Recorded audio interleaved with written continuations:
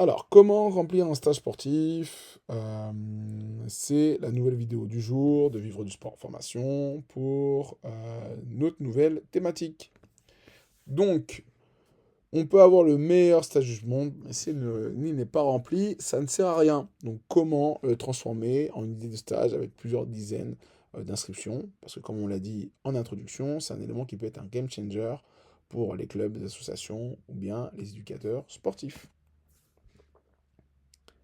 Alors, déjà, on va définir de façon très claire et par rapport à l'introduction qui est ton vrai client. Ton vrai client n'est pas l'enfant, c'est le parent.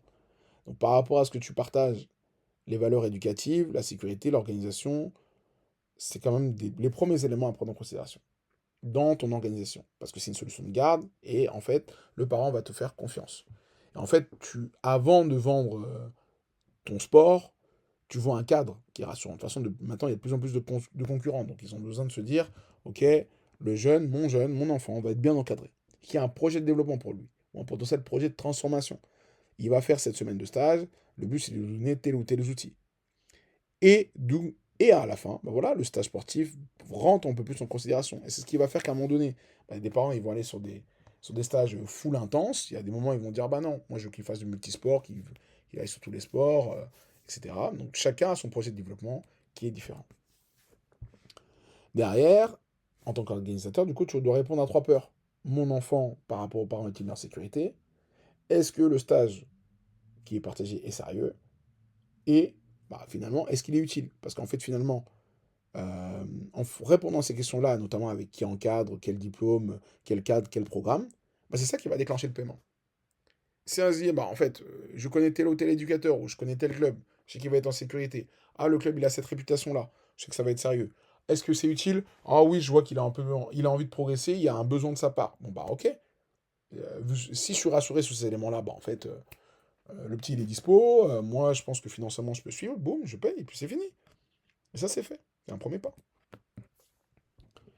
Derrière, comment remplir son stage? Donc, on va dire, on va savoir segmenter son stage. Donc, dans le BPGEPS, notamment, euh, il y a cette partie, on va dire, diagnostic du territoire et du pouvoir de marque. Mais c'est le cas aussi quand vous faites vos études supérieures, on vous demande souvent ça quand vous êtes dans l'aspect, on va dire, communication, commerciale, marketing et autres. On vous demande ça, économie. Donc, qui est-ce que vous pouvez satisfaire à l'intérieur de votre territoire, de votre zone de salandise, et quelle marque vous souhaitez, on va dire, mettre en avant? Est-ce que votre identité pour le salon de stage va être, entre guillemets, un système un peu de garde, un peu en sorte de centre, un sorte de centre de loisirs? Les parents travaillent, ils ont envie de mettre leur enfant dans une activité qui est ludique. Vous les occupez avec du multisport, avec des jeux, des trucs comme ça. Ok, c'est ok. Il y en a d'autres qui vont se dire, non, moi je veux un stage sportif club. Ça, c'est les parents et les personnes qui sont motivées à se dire, moi je veux progresser, je vais dans un cadre dans lequel je peux progresser et avancer. Et il y en a une autre partie qui va être sur les stages élite et premium. Donc là, c'est les parents qui sont prêts à payer plus pour avoir de la performance et un encadrement de très grande qualité. Et en fait, on ne s'adresse pas aux mêmes personnes. La façon dont on va communiquer, la façon dont on va générer les souvenirs, les images qu'on va présenter, on ne montre pas les mêmes choses. Donc en fait, il faut adapter son message selon les besoins et les attentes pour chaque segment. C'est pas une honte d'être dans un segment ou dans un autre. Si vous êtes très bon, vous mettez très bon en garde et loisirs que être moyen ou nul dans l'aspect élite et premium. Parce que pour le coup, les clients ne vont pas vous louper, vu le prix qu'ils mettent. Quand on va aller plus loin maintenant, qu'est-ce que ça veut dire? Ça veut dire que pour remplir son stage, il faut communiquer de façon claire et vis-à-vis de l'identité qu'on a perçue, ça veut dire quoi? Bah, un non-stage, par exemple, là je vous ai mis l'exemple, mission élite, 13-18 ans, du 6 au 20 juillet, de 9h à 17h, prix 400 euros, gymnase glaciaire à Paris, Paris Athletic Club. C'est des éléments qui sont fictifs. Ensuite, forcément, si moi dans mon entité, j'ai, euh, je crée mon association ou je crée mon dispositif et je veux le déclarer, bah, je peux le déclarer. Je vais avoir un numéro de déclaration pour mon accueil collectif de mineurs notamment avec Jeunesse et Sport. Ben, on va dire chaque entité, on va dire réagit différemment par rapport à ça. Donc en fait, il faut s'affilier de façon plus rapide avec les installations sportives que vous pouvez, que ce soit dans votre zone de chalandise, si le gymnase est libre, et après proposer votre activité auprès des jeunes et des familles. Vous pouvez le remplir de quelle façon? Déjà, comme je vous ai dit tout à l'heure, votre portable, est-ce que vous avez une liste d'emails ou une liste de contacts de parents qui seraient chauds ou de personnes qui connaisseraient qui seraient chauds pour aller à votre stage.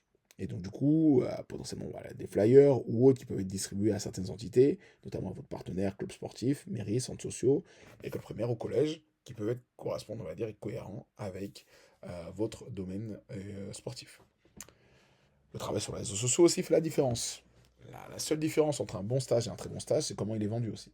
Parce qu'en fait, parfois, tu peux faire un stage sportif de super bonne qualité, mais en fait, personne ne le connaît. Personne ne sait ce qu'il y a dedans. Et en fait, quand tu communiques la première fois et que les gens ne savent pas trop, c'est pas un problème.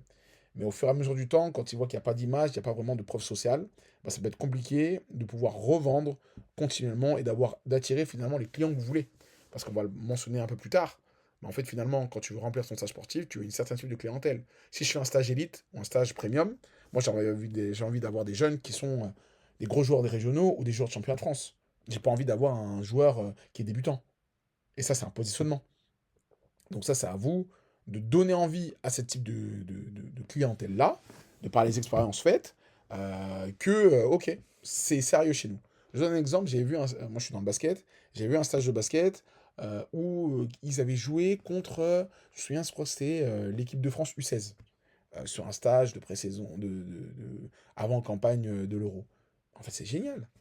En fait, le gars qui a mis en place ce dispositif-là, bah, il voulait sa clientèle au niveau, et en fait, quand toi, tu es au niveau, on va dire, U18 et que tu affrontes l'équipe nationale U16 à l'intérieur de ton stage et que ça fait une sorte de sélection au star, bah, en fait, tu dis non, mais en fait, le gars, il a tout compris.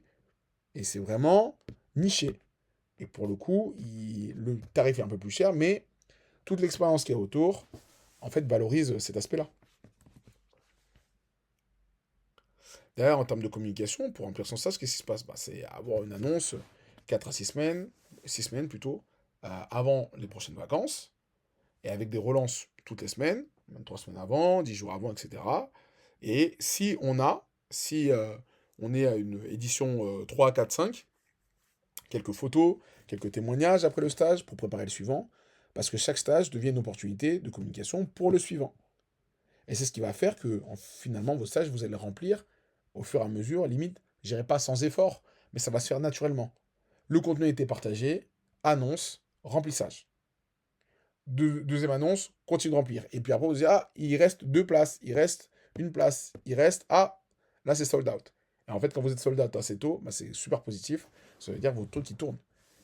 Et si votre truc qui tourne, bah, derrière, après, c'est de voir comment vous pouvez travailler au mieux avec la clientèle avec laquelle vous êtes déjà présent au fil du temps. Parce que c'est vrai que les personnes qui vont dans des stages sportifs, bah, il n'y reste pas qu'un an. Parfois, il reste 2, 3 ans. Et même si vous avez un taux de renouvellement, on va dire que 70%, on va dire que, allez, 50, 40 à 50% des personnes qui font votre stage vont revenir. Donc ça fait quand même 1 sur 2, ce qui est correct. Derrière, il faut aller chercher le reste. Donc il y en a avec qui, dans la lifetime value, dans le cursus client, avec le temps, vous allez les garder.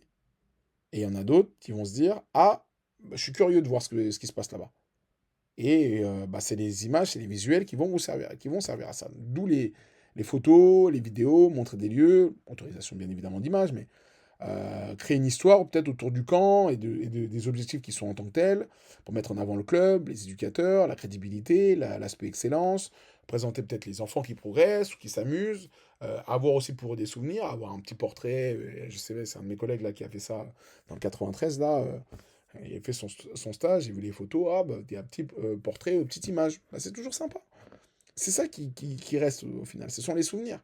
Et ça crée aussi de la preuve sociale. C'est indispensable pour augmenter les inscriptions et justifier d'un prix élevé. C'est indispensable.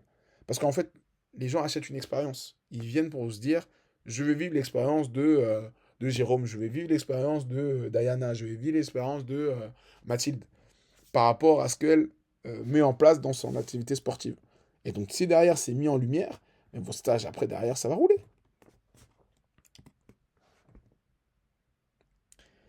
Les outils comme Google Forms et Helloasso sont d'une grande aide par rapport à la structuration de votre stage et par rapport à la continuité. Newsletter, le WhatsApp, l'annonce des prochains stages, les facilitations de paiement, les codes promo potentiellement, Des bonus préférentiels du coup pour les anciens participants, ou bien des personnes qui viennent avec plusieurs frères et sœurs. C'est important. Action 1, action 2. Action 3, communiquer sur les nouveautés autour de l'événement. À l'intérieur du moment où vous partagez autour du système, vous pouvez invoquer, ah, bah en plus, nouveauté. Ah, cette fois-ci, vous allez faire un match amical. Les meilleurs vont faire un match amical contre une équipe de niveau national. Vous allez être présenté au coach de ce centre de formation-là. Euh, vous allez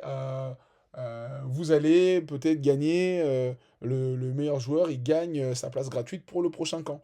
C'est des éléments comme ça qui peuvent être communiqués. Et c'est super sympa et c'est la partie, moi, je sais que je préfère. Comment on arrive à alimenter et faire vivre son stage, tout simplement.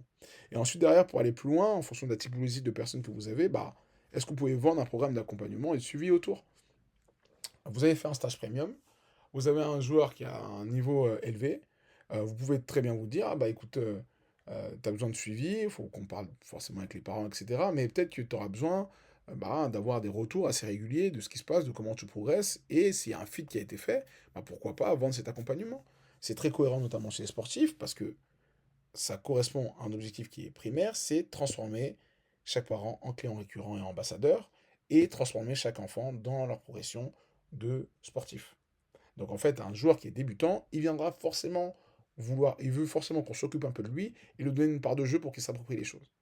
Un joueur de niveau, on va dire, confirmé, cherchera, lui, par contre, plutôt l'aspect, comment dirais-je, l'aspect réseau et l'aspect confirmation de la capacité qu'il aura à viser l'excellence.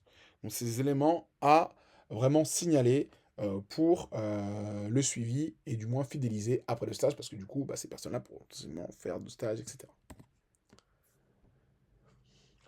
Une petite coquille. Hop. Et en tout cas, voilà, on a fait le tour grosso modo par rapport au stage, du moins sur la façon dont vous pouvez les construire pour les remplir et attirer de la clientèle régulièrement. Encore une fois, je vous le dis, il n'y aura pas de secret. Il y a le bouche à oreille, il y a la com, c'est important. Il y a ce que vous mettez à l'intérieur, mais surtout les parents, les personnes qui vont vivre l'expérience, qui doivent être valorisées, et finalement, c'est eux qui vous ramèneront encore du monde de façon récurrente. A très vite pour une prochaine vidéo sur fixer les prix d'un stage sportif. Salut!